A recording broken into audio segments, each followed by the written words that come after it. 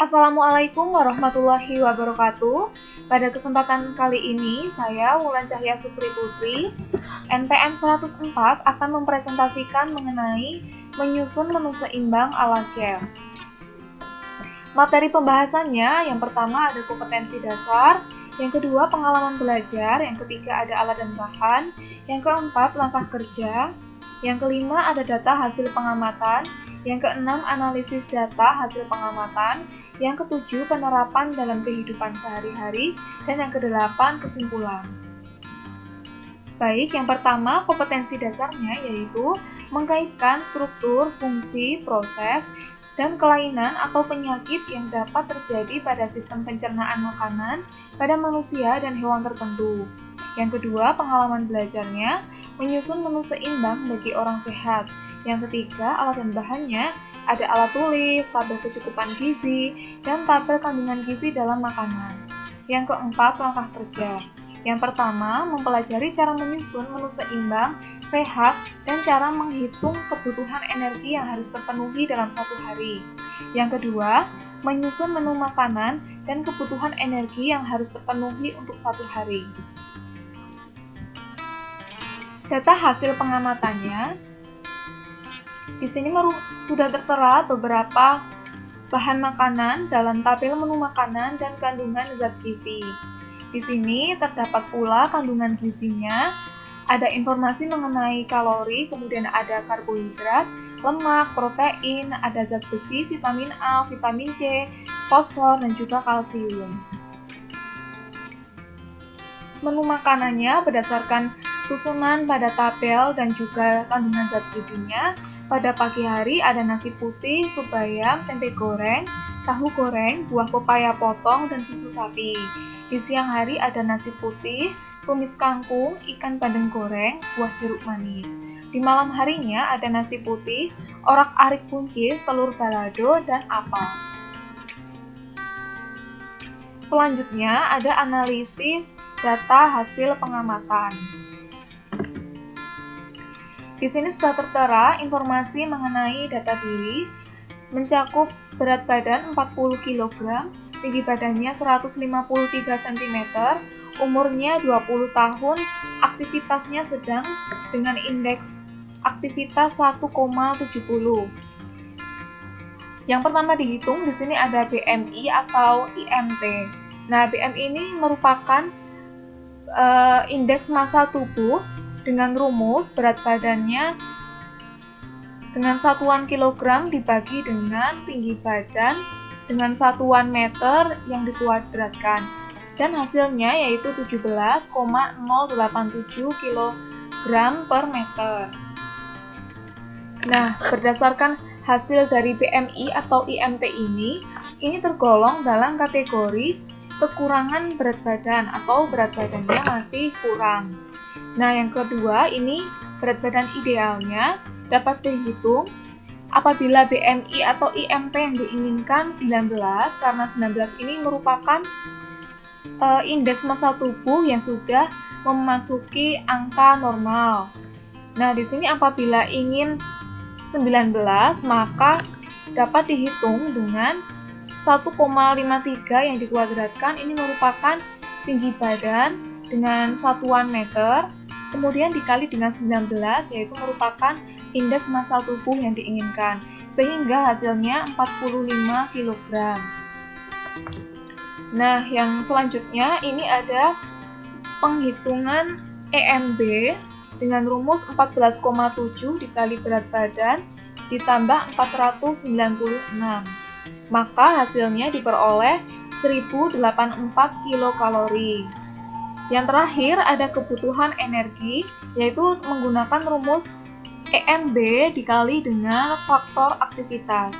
Nah, di sini karena diketahui EMB-nya adalah 1084, kemudian dikali dengan faktor aktivitas. Faktor aktivitasnya tadi sudah diketahui, aktivitas sedang dengan indeks 1,70.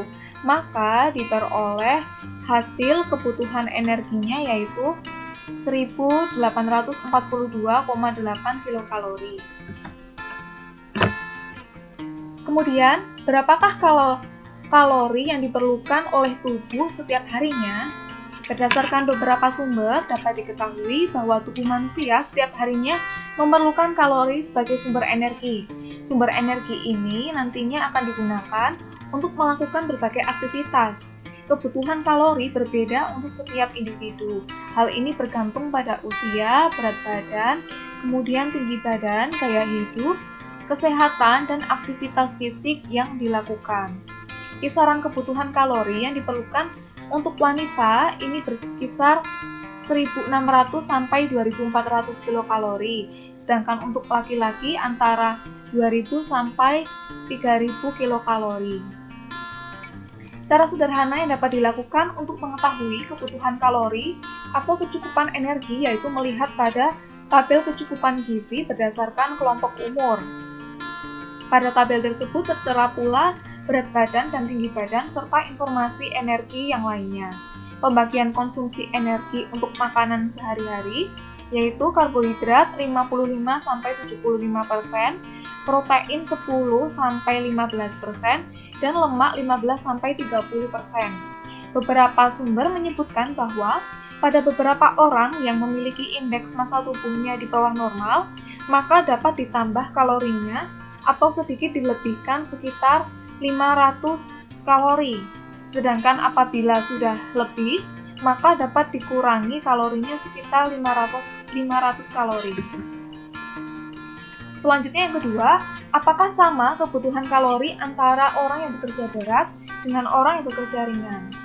Kebutuhan kalori antara orang yang bekerja berat dengan orang yang bekerja ringan tentunya berbeda. Energi yang digunakan untuk beraktivitas tentunya kalori yang dibutuhkan pun berbeda untuk setiap orangnya, tergantung pada aktivitas fisik yang dilakukan. Kebutuhan kalori untuk orang yang bekerja berat akan lebih banyak dibandingkan orang yang bekerja ringan. Hal ini karena energi yang dibutuhkan atau yang dikeluarkan untuk melakukan aktivitas akan lebih banyak dibandingkan dengan orang yang bekerja ringan, sehingga kalori yang dibakar pun akan lebih banyak. Yang ketiga, mengapa setiap orang memerlukan konsumsi makanan yang seimbang? Setiap orang tentunya perlu mengonsumsi makanan yang seimbang, karena makanan dengan gizi seimbang tentunya akan lebih sehat untuk tubuh. Hal ini karena zat-zat penting yang dibutuhkan tubuh akan terpenuhi dengan takaran yang sesuai.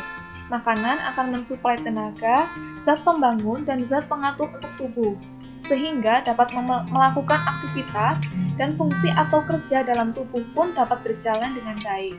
Kelebihan beberapa zat gizi dalam tubuh dalam jangka waktu yang lama dapat menyebabkan berbagai penyakit seperti diabetes mellitus, obesitas, jantung koroner, tekanan darah tinggi, dan penyakit yang disebabkan karena penyempitan pembuluh darah. Selain itu, kemampuan tubuh pun akan berkurang.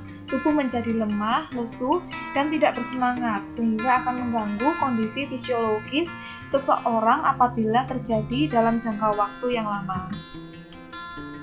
Kemudian yang terakhir, apakah yang harus dilakukan jika menu yang kita makan setiap harinya melebihi dari menu yang dianjurkan? Nah, apabila menu yang dimakan ini setiap harinya melebihi dari menu yang dianjurkan, maka dapat melakukan beberapa cara, yaitu mengurangi jumlah kalori atau menyusun kembali menu seimbang untuk tubuh. Kemudian mengimbangi dengan melakukan atau meningkatkan aktivitas fisik, salah satunya olahraga secara rutin. Kemudian mengatur jadwal atau waktu makan dengan baik. Nah, selain itu juga dapat dilakukan pemeriksaan kesehatan untuk mencegah atau menanggulangi akibat yang mungkin ditimbulkan. Berikut merupakan contoh tabel kecukupan gizi. Nah, di sini sudah tertera kelompok umur, ada laki-laki, kemudian ada perempuan. Pada beberapa contoh tabel kecukupan gizi lainnya, terdapat pula kelompok umur untuk ibu hamil atau ibu menyusui, dan untuk usia dewasa atau lansia. Kemudian di sini juga sudah tertera berat badan, kemudian ada tinggi badan, ada energi, ada protein, lemak, karbohidrat, serat, dan juga air. Selanjutnya ini merupakan contoh patokan atau panduan yang dapat digunakan dalam penghitungan IMP dan juga BMR berdasarkan aktivitas berat badan yang dimiliki oleh seseorang. Nah, di sini tadi saya menggunakan untuk penghitungan IMT-nya dengan pedoman sebagai berikut. Nah, di sini tadi karena indeks massa tubuhnya masih berkisar antara 17, maka termasuk kategori kekurangan berat badan tingkat rendah. Maka agar dapat menginjak kriteria normal, nah ini harus dinaikkan dengan penghitungan dan juga nanti dipenuhi angka kecukupan gizinya.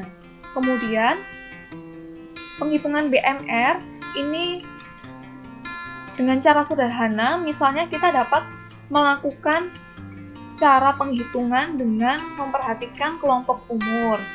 Contohnya seperti tadi, itu umurnya 20 tahun, maka termasuk dalam kelompok umur 18 sampai 30 tahun ini.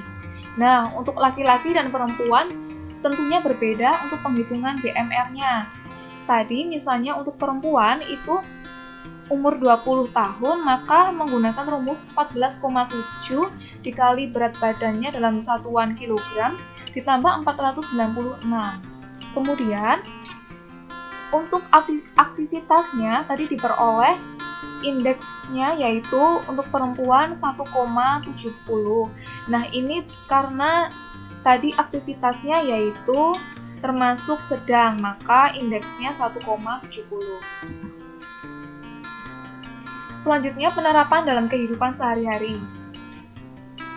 Kecukupan gizi setiap orang berbeda-beda tergantung dari umur, kemudian berat badan, dan juga pekerjaannya. Untuk itu, diperlukan penyusunan menu seimbang dalam keluarga yang sesuai dengan kecukupan gizi yang dianjurkan. Makanan yang bergizi pun tidak harus mahal, sehingga tiap keluarga dapat menyesuaikan menu sehari-hari dengan biaya hidupnya meskipun terbatas. Dapat dilakukan dengan memenuhi kebutuhan zat gizi yang dibutuhkan seperti karbohidrat, lemak, protein, vitamin, dan mineral. Tentunya dengan bahan-bahan yang ada, mengimbanginya dengan olahraga secara rutin, kemudian mengatur kebiasaan makan atau menentukan waktu makan yang baik, dan tentunya memperhatikan porsi makan, serta mengetahui kondisi kesehatan dengan baik. Berdasarkan pembahasan tadi, maka kesimpulannya yaitu beberapa sumber yang digunakan pun ini tadi dapat disimpulkan bahwa makanan yang baik adalah makanan seimbang yang mengandung beberapa zat gizi untuk mencukupi kebutuhan tubuh. Zat gizi yang terkandung antara lain yaitu karbohidrat, lemak, protein, vitamin, dan mineral. Zat gizi ini dapat diperoleh dari berbagai bahan makanan. Energi yang dihasilkan akan digunakan untuk melakukan aktivitas dan fungsi dalam tubuh. Kebutuhan energi atau kalori untuk masing-masing individu berbeda, bergantung umur, berat badan, tinggi badan, kesehatan, dan juga aktivitas fisik yang dilakukan. Nah, sekian sekiranya presentasi dari saya. Kurang lebihnya mohon maaf. Wassalamualaikum warahmatullahi wabarakatuh.